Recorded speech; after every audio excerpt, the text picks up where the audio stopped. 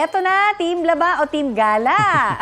Alamin na natin ang lagay ng panahon ngayong weekend mula kay Katrina Son ng GMA Integrated News Weather Center. Katrina, pwede ba maglaba ngayong weekend? Yay! Nako, sasagutin natin yan. Salamat, Rafi at Connie. Mga kabalita, lumabas na sa Philippine Area of Responsibility at kalaunan ay nalusaw o nag-dissipate ang binabantayang low pressure area. Base iyan sa monitoring ng Pag-asa, kaninang alas 8 ng umaga. Sa ngayon, ulang dulot na lang nitong hanging habagat at mga local thunderstorm ang nararanasan sa bansa. Sa mga susunod na oras, uulanin ang halos buong bansa base yan sa rainfall forecast ng Metro Weather. Maging alerto po sa heavy to intense rains na maaaring magdulot ng pagbaha o landslide.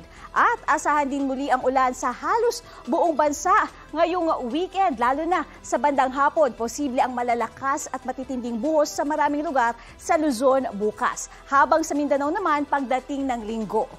Sa may mga trabaho pa rin o kaya may gimmick dito sa Metro Manila ngayong araw at sa weekend, huwag din kalimutan ang magbaon ng payong dahil mataas na posibilidad ang ulan.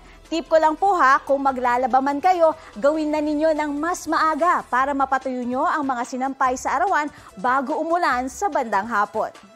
Ako po si Katrina Son. Iyan ang latest mula sa GMA Integrated News Weather Center. Maasahan, anuman ang panahon. Balita ko, may tututukan kayo tuwing 11 a.m. sa GTV.